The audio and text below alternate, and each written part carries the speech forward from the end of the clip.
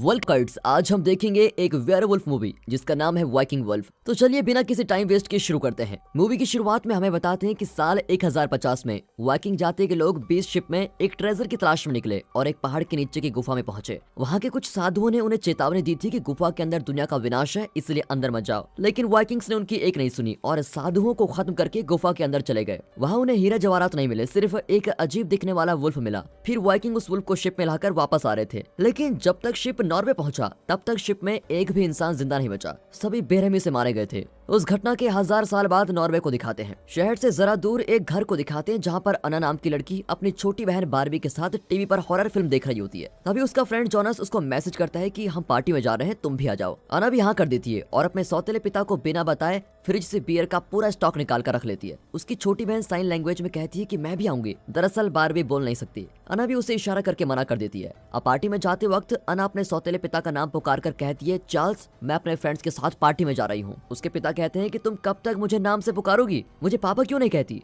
अब अना गुस्से में कहती है कि आप मेरे पापा नहीं है, सिर्फ मेरी मॉम के पति हैं। ये कहकर वो चली जाती है। तभी उसकी माँ जॉगिंग खत्म करके लौटती है। यही मूवी की हीरोइन है जिसका नाम रेबेका है और ये सिटी की एक पुलिस ऑफिसर भी है। फिर अना अपनी माँ को भी बताकर पार्टी के लिए निकलती है जो सिटी के बाहर एक लेक के पास अरेंज की गई है। वहाँ उसका दोस्त जोनस उसका स्वागत करता है। दरअसल अना की फैमिली हाल ही में सिटी में शिफ्ट हुई है और उसकी क्लास में जोनस के अलावा कोई भी अना को पसंद नहीं करता। तभी एक लड़की आकर उसे पूछती है कि तुम्हारी माँ क्या करती है। अना बताती है कि मेरी माँ पुलिस चीफ है। ये सुनकर वो लड़की जोनस को अकेले में ले जाकर कुछ कहती है। अब अना अपने बैग से एक टिन बियर निकाल कर पीती है। तभी एक लड़का उसको छेड़ता है जिसकी वजह से अना उससे दूर चली जाती है। जोनस और वो लड़की चांद की रोशनी में एक ब्रिज के नीचे बात कर रहे होते हैं। अब अना ब्रिज के ऊपर से उनकी बातें सुन लेती है। वो लड़की जोनस से कहती है कि हम जो पार्टी कर रहे हैं वो इलीगल है, ऊपर से तुमने अना को क्यों इनवाइट किया, अगर उसकी माँ को पता चल गया तो वो हमें जेल के हवा खिलाएगी। ये कहकर वो जोर जोर से चिल्लाने लगती है। ऊपर से अना देखती है कि वो लड़की खून से लथपथ होकर जमीन पर गिरी हुई है। अब अना नीचे जाकर उस लड़की को उठाती है, पर तभी एक बड़ा जानवर आकर अना और उस लड़की को अटैक करता है। अना की पीठ पर उस जानवर के दांत के निशान लग जाते हैं। जोनस भी घायल होकर जमीन पर गिरा होता है। अब अना मुड़कर देखती है तो वो जानवर उस लड़की को जंगल के अंदर खींच कर लेके जाता है। तभी वहाँ पर पुलिस आ जाती है और इस केस की इन्वेस्टिगेटिंग ऑफिसर अना की मां रेबेका है। स्पॉट पर अना को देखकर वो चौंकी जाती है, लेकिन पास आकर पूछती है कि तुम ठीक तो हो ना और मुझे साफ साफ बताओ कि यहाँ पर क्या हुआ। अना कहती कि मैं ठीक हूँ, लेकिन मुझे नहीं पता कि यहाँ पर क्या हुआ। ये कहकर वो रोने लगती है। तभी दूसरे पुलिस वाले रेबेका को बुलाते हैं और वो जाकर देखती है कि एक पेड़ पर किसी जानवर का नाखून फंसा हुआ है। रेबेका नाखून को निकाल कर रख लेती है। अब अना उस रात सो नहीं पाती और उसे लगता है कि वो पानी में तैर रही है। जब वो उठती है तो रेबेका पूछती है कि अब ठीक से बताओ कि वहाँ पर क्या हुआ था। तो अना बताती है कि जोनस और वो लड़की ब्रिज के नीचे खड़े थे। तभी अचानक वो लड़की चिल्लाने लगी। जब मैं नीचे गई तो वो लहूलुहान हालत में पड़ी हुई थी। तभी किसी ने मुझे जोर का धक्का दिया और मैं भी गिर गई। जब मैंने मुड़कर उस लड़की को देखा तो कोई उस लड़की को खींच कर लेके जा रहा था। शायद हाँ वो कोई जानवर था। अगले सीन में रेबेका और उसका पार्टनर अना के स्कूल जाते हैं और एक एक करके उन स्टूडेंट से बात करते हैं जो पार्टी में थे, लेकिन कोई उन्हें ठीक इन्फॉर्मेशन नहीं देता। उसी रात रेबेका जंगल में मिले नाखून के बारे में इंटरनेट पर पूरी सर्च करती है। ये वुल्फ का नाखून है लेकिन बड़ा है। अगले दिन रेबेका को एक कॉल आता है और बात करते वक्त वो बहुत ही नर्वस हो जाती है। दरअसल ये बच्चे जहाँ पर पार्टी कर रहे थे वहाँ से 1.5 किलोमीटर की दूरी पर उस लड़की की लाश मिली थी। उसके पूरे शरीर पर किसी जानवर के काटने के निशान होते हैं। डॉक्टर रेबेका को बताती है कि वुल्फ्स इंसानों पर अटैक नहीं करते, लेकिन ये वुल्फ के ही नाखून के निशान लगते हैं। ये कहकर वो रॉस नाम के एक रिसर्चर का नंबर देती है जो वुल्फ्स पर रिसर्च करता है। अब उस लड़की की माँ अपनी बेटी की लाश को देखना चाहती है, लेकिन रेबेका उसको मना कर देती है कि शव विश्लेषण के बाद ही आपकी बेटी का शव आपको मिलेगा।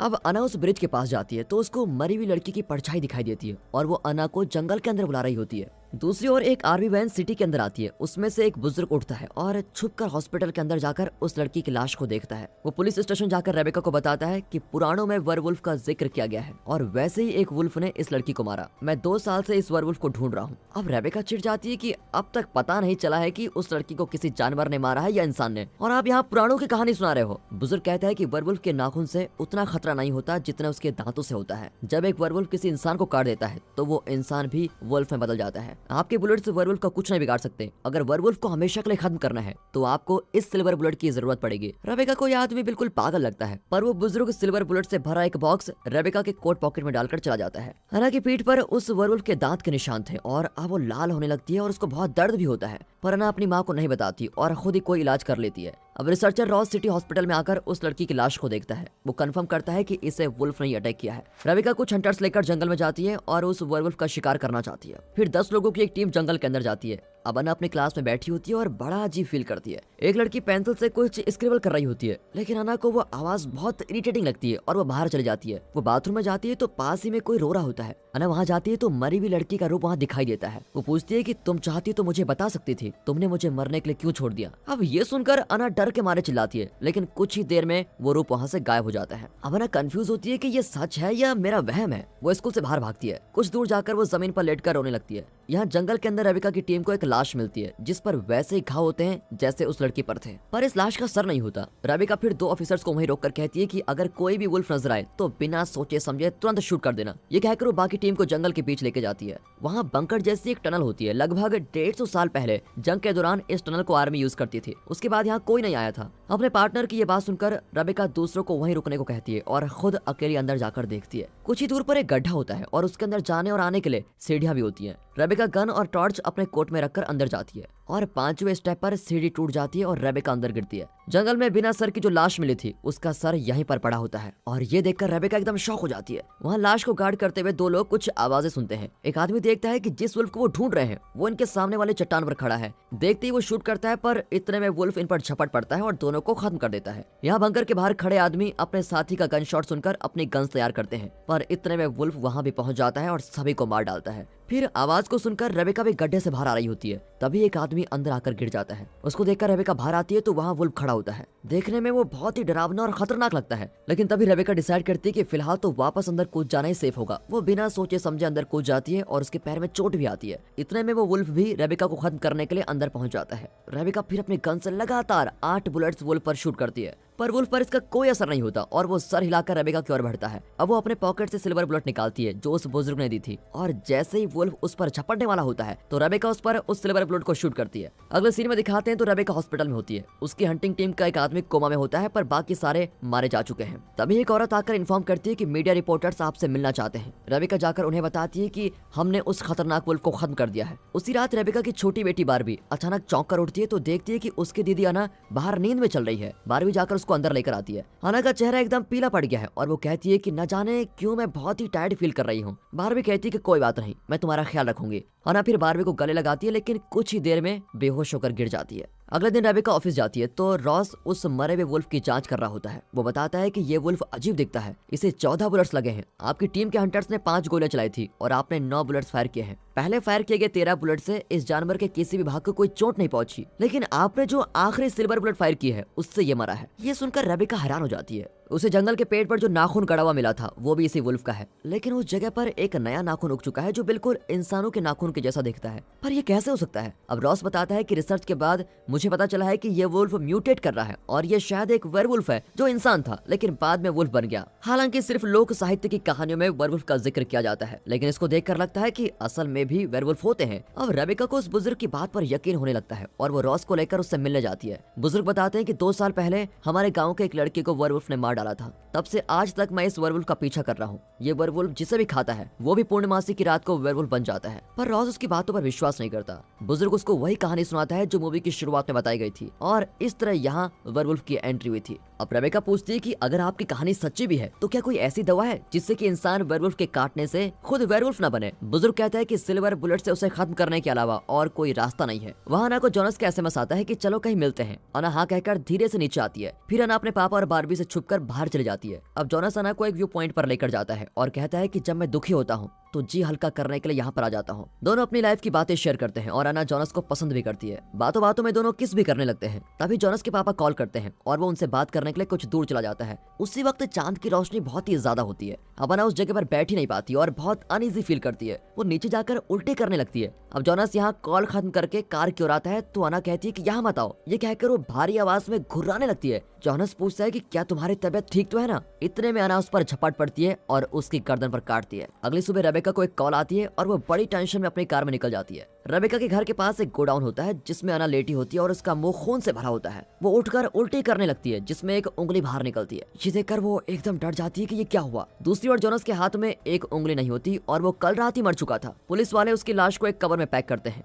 अब जोनस की लाश को देखकर रॉस कहता है कि उस लड़की को जिस जानवर ने काटा था उसी ने जोनस को भी काटा है। फिर वे जोनस की लाश को कहीं लेके जाते हैं। अब अना ये सब कुछ दूर से देख रही होती है और उसका चेहरा बिल्कुल ही बदला हुआ है। जैसा बुजुर्ग ने कहा था अना भी वेयरवुल्फ में बदल रही है। दूसरी ओर बुजुर्ग रेबेका की टीम के एक आदमी से मिलने जाता है जो कोमा में है। बुजुर्ग देखता है कि उस आदमी की गर्दन पर werewolf के काटने का निशान है। अब बुजुर्ग उस आदमी को वहीं पर खत्म कर देता है ताकि ये werewolf बनकर किसी और को काट न दे। उसी रात अना बस में शहर से कहीं दूर चले जाती है क्योंकि उसको डर होता है कि वो अपनी फैमिली के लिए खतरा ना बन जाए। दूसरी ओर जोनस की लाश के शव विश्लेषण में पता चलता है कि जोनस को जिस जानवर ने अटैक किया था उसमें इंसान का डीएनए भी है। ये देखकर रॉस एकदम चौंक जाता है। वहाँ पूर्णमासी की चांदनी से अना के शरीर में अजीब बदलाव होने लगते हैं। उसकी आंखें लाल हो जाती हैं, उसके नाखून वुल्फ के नाखून जैसे हो जाते हैं और उसके दांत बहुत बड़े और नुकीले हो जाते हैं। कान भी बड़े और नुकीले हो जाते हैं और वो पूरी तरह से werewolf में बदल रही होती है। तभी बस एक टनल के अंदर जाती है। अना अपनी स्किन को चीरकर चीखने लगती है और जब बाकी पैसेंजर्स जाकर देखते हैं तो वो एक एक करके सबको मार डालती है। दूसरी ओर रेबेका को एक मैसेज आता है कि बस में एनिमल अटैक हुआ है। वो सीधे स्पॉट पर जाकर देखती है कि बस का एक्सीडेंट हो चुका है। बस के अंदर कई लोग मरे पड़े होते हैं लेकिन werewolf वहाँ पर नहीं होता। तभी रेबेका को अना का $1 मिलता है। रॉस अब यकीन के साथ कह देता है कि ये werewolf का ही अटैक है। इस पर रेबेका कहती है कि मुझे भी यही लगता है। इतना ही नहीं, इन पर अटैक करने वाली werewolf और कोई नहीं, मेरी बेटी ही है। घर पर चार्ल्स कोई आवाज सुनकर बाहर आता है। कार के पास किसी चीज को देखकर उनका कुत्ता डर जाता है। वो अपने कुत्ते को देखने जाता है तो घर पर बारबी कुछ ड्राइंग्स कर रही होती है। जब वो ऊपर देखती है तो आईने में werewolf को देखकर बहुत डर जाती है और टेबल के दूसरी तरफ चली जाती है। werewolf टेबल पर चढ़ जाती है और बारबी को बहुत देर तक घूर रही होती है। लेकिन बारबी को रोते हुए देखकर werewolf जो आक्रोश में थी वो एकदम शांत हो जाती है। बारबी जान जाती है कि ये werewolf उसकी दीदी है। तभी चार्ल्स अंदर आकर werewolf को देखता है और शॉक हो जाता है। वो लैंप स्टैंड से उसे कस कर मारता है। werewolf उसको अटैक करने जाती है पर चार्ल्स उसको करंट शॉक लगा देता है। शॉक लगने से werewolf तड़पने लगती है। इतने में चार्ल्स बारबी को लेकर बाहर आ जाता है और अपनी कार स्टार्ट करता है। अब werewolf कार पर चढ़कर ग्लास को खोदने लगती है लेकिन वो कार रिवर्स में लेकर werewolf को नीचे गिरा देता है और बहुत फास्ट चलाने लगता है। werewolf कार को लगातार चेज करती है और फिर अब werewolf से लड़ने की वजह से चार्ल्स के हाथ में भी चोट लगी होती है। खून बहने से वो बेहोश हो जाता है और कार एक लैंप पोस्ट से जाकर टकरा जाती है। पास के एक होटल से कुछ लोग वहां पर आ जाते हैं। तभी werewolf वहां पर आ जाती है और उन लोगों का शिकार करने लगती है और वहां भगदड़ी मच जाती है। पर बारबी बिना डरे werewolf की ओर जाती है। werewolf एक आदमी को काट कर खाती है और जोर से घुराती है पर बारबी उसके पास जाकर इशारे से बताती है कि घबराओ मत दीदी, मैं तुम्हारे साथ हूँ, तुम जरा शांत हो जाओ। अब बारबी को देखकर werewolf का आक्रोश धीरे धीरे कम होता जाता है। तभी रेबेका और रॉस वहाँ जाते हैं। रॉस werewolf पर बेहोशी का इंजेक्शन शूट कर देता है और werewolf और भी चिल्लाने लगती है। इसी बीच रेबेका बारबी को लेकर वहाँ से भागने लगती है। तीनों एक स्टोर में जाकर लॉक कर देते हैं। werewolf स्टोर के दरवाजे पर पीटती है पर रॉस बताता है कि शायद इसे बेहोशी का दूसरा डोज देना पड़ेगा तभी ये बेहोश होगी। तभी बुजुर्ग अपनी वैन में तेजी से आता है और जैसे ही वैन दरवाजे के पास आती है तो रेबेका और रॉस दरवाजे से दूर हो जाते हैं। werewolf रास्ते से हट जाती है। बुजुर्ग वैन को सीधे स्टोर के अंदर घुसा देता है और उसको बहुत चोट आती है। werewolf भी वैन में चढ़कर अंदर चले जाती है। werewolf को क्लोजअप में देखकर बुजुर्ग हंसने लगता है और तभी werewolf उसके सर को काटकर चबाने लगती है। अंदर जाकर वो रेबेका को अटैक करती है लेकिन रेबेका उससे लड़ती भी अपना हाथ उसके मुंह में दे देती है। रॉस को भी बहुत चोट आती है और वो बेहोशी का इंजेक्शन निकाल नहीं पाता। अब बारबी नीचे पड़ा हुआ इंजेक्शन उठाकर werewolf की गर्दन में घुसा देती है। werewolf तुरंत ही बेहोश हो जाती है। अगले सीन में दिखाते हैं कि werewolf को एक जगह बांध कर रखा गया है। रेबेका गन में सिल्वर बुलेट लोड करती है और उससे werewolf को शूट करने वाली होती है। वो अपनी बेटी को मारना नहीं चाहती लेकिन अब और कोई रास्ता नहीं बचा है, इसलिए उसे दिल पर पत्थर रखकर werewolf को शूट करना ही पड़ता है। पर werewolf ने रेबेका को काट दिया था, इसलिए रेबेका भी धीरे धीरे werewolf बन जाएगी। इस बात को रियलाइज करने के बाद रेबेका हमेशा अपने पास एक सिल्वर बुलेट रखती है और अपनी ड्यूटी जारी रखती है। और दोस्तों इसी के साथ ये मूवी यहाँ पर खत्म होती है। दोस्तों अगर आप कुछ ऐसी मूवीज विटनेस करना चाहते हैं तो मैं आपको सजेस्ट करूंगा कि आप देखो ये मूवी जिसका नाम है ग्रैबर्स। दोस्तों अगर ये मूवी आपको पसंद आई हो तो वीडियो को लाइक और चैनल को सब्सक्राइब जरूर कर दे। बाकी मिलते हैं अगली वीडियो में, तब तक के लिए गुड बाय, अपना ख्याल रखेगा and finally thanks for watching.